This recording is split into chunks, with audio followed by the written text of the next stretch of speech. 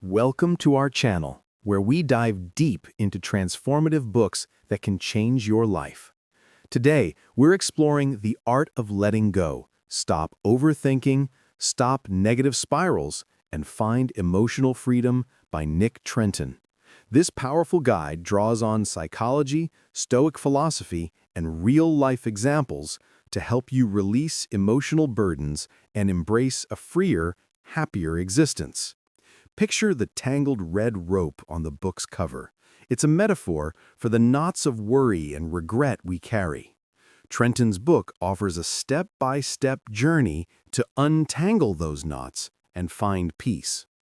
We'll narrate the key chapters like a compelling story, weaving in examples to make it relatable and engaging for you. Grab a notebook, get comfortable, and let's embark on this journey to emotional freedom together. Chapter 1. The Art of Letting Go, Unraveling the Knots of Control. Imagine you're carrying a heavy backpack, each pocket stuffed with rocks, past regrets, failed relationships, unfulfilled dreams. That's where Nick Trenton begins in Chapter 1. Letting go, he explains, isn't about forgetting or giving up. It's about releasing what no longer serves you to create space for growth, peace, and new possibilities. This chapter sets the stage with three foundational concepts: the dichotomy of control, non-judgmental thinking, and self-distancing. These ideas build on each other, guiding you through life's challenges with clarity and balance. The dichotomy of control. Focus where it counts. Let's start with the dichotomy of control, a principle from Stoic philosopher Epictetus. Some things are within our power, while others are not. Within our power are opinion, motivation, desire, aversion, and, in a word, whatever is of our own doing. Not within our power are our body, property, reputation, office, and, in a word, whatever is not of our own doing. This idea urges us to focus on what we can control and accept what we can't. It's a game changer for managing stress. Take a student preparing for an exam. They control their study plan, focus, and time management. But the exam's difficulty, the questions, or the grading, that's out of their hands. If they obsess over those uncontrollable factors, anxiety creeps in, hurting their performance. Instead, by channeling energy into a solid study routine, they set themselves up for success. Similarly, in relationships, you can't control your partner's thoughts or feelings, but you can control your responses. Focusing there builds healthier connections. Now meet John, a man whose life is a testament to control. Since childhood, every detail, his immaculate house, thriving business, and structured relationships has been perfect. It's second nature to him. Then enters Olivia, a wild, carefree spirit who lives by her own rules. She challenges John's orderly world, seeing through his facade and pushing buttons he didn't know existed. As they spend time together, their differences blur. John faces a crossroads: cling to total control and risk losing Olivia, or embrace her chaos. After soul-searching and a few heated arguments, John realizes holding too tightly to the past, ruminating on what-ifs, only holds him back. He chooses to let go of what he can't control, life events, others' feelings, and focuses on being present, accepting, and empathetic. This shift, inspired by Epictetus, transforms his life and their relationship. Epictetus believed the universe follows a rational order called the logos, where everything happens for a purpose, even if we don't see it. This faith in a bigger plan allows Stoics to let go of the uncontrollable with confidence. Meanwhile, they master what they can: thoughts, emotions, and actions. To practice this, try the 2-minute dichotomy meditation. Draw 2 circles, one inside the other. List what you control in the inner circle, your attitude, effort, and what you don't in the outer, others' opinions, weather. This visual refocuses your energy effectively. Non-judgmental thinking invites you to approach life with an open mind, free from biases. Judgments like, "this is bad" or "I'm a failure" trap us in negativity. Trenton suggests observing thoughts neutrally to release their grip. Try this. Turn a judgment into a non-judgment. Instead of, "I hate this traffic," say, "I notice traffic and feel frustrated, but it's just moving slowly." This reframing acknowledges feelings without blame. For self-criticism, like, "I should have done better," shift to, "I can learn and grow from this." A young woman in the book did this, transforming her harsh self-talk into a growth mindset, freeing herself from self-imposed pressure. For repetitive judgments, describe objectively, note the emotion, and imagine life without it. If you think, "I'm always disorganized," reframe to, "I feel overwhelmed sometimes, but small steps can help." This practice reduces emotional weight. Another example, a father judging his son's messy room as lazy reframes to, "I see a messy room and feel annoyed, but it's just a phase." This shift fosters patience and understanding. Self-distancing finally helps you gain perspective on emotionally charged situations. Step away physically or mentally using techniques like cognitive reappraisal or third-person language. For example, Danny, mid-argument with his boss, takes a break and reframes his anger as, "Danny is feeling upset." This distance lets him respond calmly. Another technique, what might be called the Schoenberg matrix, is to divide tasks into urgent and important quadrants to prioritize and avoid overwhelm. Or imagine future you looking back. Athletes fearing mistakes can visualize success instead. Kiara, stressed by work, pictures herself flying above her problems like passing clouds, easing her burden. Another technique, write a letter to yourself from an outsider's view, offering advice. A manager used this to detach from a team conflict, finding a solution that worked for all. These methods working together foster a balanced approach to life's challenges. Chapter 2. Breaking the chains of negativity, liberating your mind. Now, picture yourself bound by chains, each link a negative thought, a harsh inner critic, or an unhealthy attachment. Chapter 2 is your key to breaking free, offering a detailed roadmap to unshackle your mind over time. Letting go of your inner critic, silencing the nagging voice. First, tackle the inner critic, that voice whispering you're not enough. Trenton calls it stinking thinking, a term from Albert Ellis. Society often pushes criticism as motivation, but it breathes shame and self-doubt. To let go, start with awareness. Identify self-criticisms like, "I'm stupid," or "I always fail." Connect with the underlying feeling, fear or shame, then offer empathy. "I understand you're trying to protect me." Respond firmly, "Your voice isn't helping. Stop." Tag a need like esteem and rewrite positively. "I can learn and grow." Meet Ian, a basketball player haunted by, "You're letting down your team." He identifies fear of failure, recognizes his need for permission to err, and reframes to, "I love basketball, I'll focus on improving kindly." This shift boosts his confidence on the court over a season. Another example, Sarah, a writer, battles, "My work is trash." She traces it to fear of rejection, offers self-compassion, and rewrites to, "I'm growing as a writer with each draft." Over months, her productivity soars, and she publishes her first book. Practice daily. Keep a journal to log criticisms, reframe them, and track progress. This builds resilience against the inner critic's return. Extend this with a weekly critic detox. Dedicate 10 minutes to challenge one criticism with evidence of your strengths, reinforcing a positive self-image. Change perfectionism to excellentism, embracing imperfect progress. Perfectionism sets unreachable standards, leading to burnout, while excellentism strives for high quality with room for progress. Orlando, the perfect host, once obsessed over every detail, flawless table settings, impeccable timing. Letting go of that perfection, he focused on creating a warm, welcoming vibe, achieving excellence over flawlessness. The result? Happier guests and less stress. Practice this by listing perfect elements in your life, e.g., a spotless home. Let one go, e.g., unmade beds, and observe the outcome. Self-compassion is key. Accept that good enough is often great. Take Lisa, a graphic designer, who dropped her need for pixel-perfect designs. She embraced good enough drafts, speeding up projects while maintaining quality.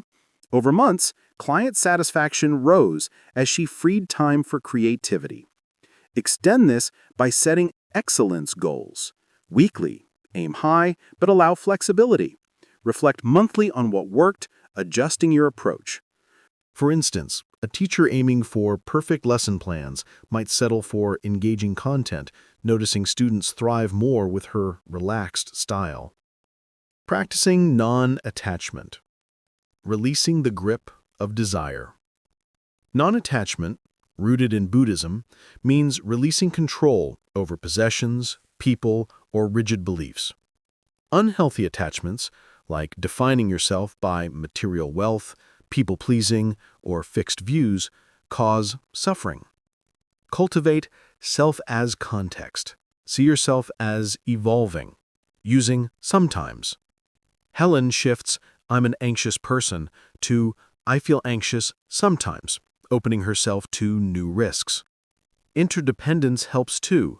Connect with others, seek feedback, and hold multiple perspectives. Sarah's writing group fosters collaboration over ego, enhancing her work. Practice letting go of one attachment daily, noticing the freedom it brings. For instance, Mark, a collector, released his need to hoard gadgets. Selling half his collection, he found relief and redirected funds to travel, enriching his life. Deepen this with a letting go ritual. Write down an attachment, reflect on its hold, then destroy the paper symbolically. Repeat monthly to reinforce non-attachment. Add a detachment challenge. Go a week without checking social media likes, focusing on intrinsic joy instead. Curating your media consumption. Filtering the noise. Doom scrolling harms mental health. Trenton's rule: consume media that educates, connects, or brings joy. Limit bad news, set app timers, and ask friends for positive recommendations. Steps include minimizing toxic feeds, introspecting on suggested content, and setting time limits. Take James, who cut news to 15 minutes daily, replacing it with podcasts on mindfulness. His anxiety dropped and focus improved. Extend this with a media audit. Track consumption for a week. Categorize, example news or social media, and cut the bottom 20% of negative sources. Replace with uplifting content like nature documentaries or skill-building videos. Over time, this curates a mental environment that supports letting go. Try a digital detox day monthly, disconnecting to reconnect with real-world experiences. By breaking these chains, you reclaim your mental freedom over a sustained period. Chapter 3. The Growth Mindset. Embracing Change and Clarity. A growth mindset sees abilities as developable through effort, linking to letting go by viewing setbacks as learning opportunities. This chapter expands on embracing change and clearing mental clutter with depth and practical depth. Embracing change. Navigating life's transitions. Change is scary. Loss, aversion, fear of control loss, and discomfort hold us back. Overcome it by tackling fears, reframe failure as growth, exposing yourself gradually, and leveraging small wins. The emotional cycle moves from uninformed optimism to informed pessimism, then success or fulfillment. Think of a gym journey. Early excitement fades to struggle, but persistence leads to strength. Example: Maria, a career switcher, feared failure. She started with small tasks, online courses, reframed setbacks as lessons, and landed a fulfilling role after 6 months. Another case: Tom, moving cities, dreaded leaving friends. He joined local groups incrementally, turning fear into excitement over new connections within a year. Practice weekly. Identify a change, break it into steps, and celebrate each win. Reflect monthly on growth, building confidence to embrace bigger shifts. Try a change experiment. Pick a new habit, like meditation, for 30 days, noting how adaptability grows. For instance, a mother transitioning to remote work adopted flexible routines, finding balance amidst chaos. Deepen this with a change mapping. Draw a timeline of past changes, marking lessons learned. Use it to plan future transitions like a promotion with a step-by-step approach. This builds resilience, letting go of resistance to the unknown. Brain dumping, clearing the mental clutter. Mental clutter, negative talk, worries, weighs you down. Brain dumping is like emptying that backpack. Write every thought for 10 minutes, guided by a prompt like, "What's on my mind?" Review, organize, and prioritize top 3 action items. This clears the mind, boosts creativity, and lets go of shoulds. Regular dumps keep you focused and free. Take Emily, a project manager overwhelmed by tasks. She dumped her thoughts daily, organizing them into a plan. Productivity soared and stress faded over weeks. Extend this with a clutter cleanse. Set a 20-minute timer weekly, dump all worries, and create a release list of items to let go. Review progress to reinforce clarity.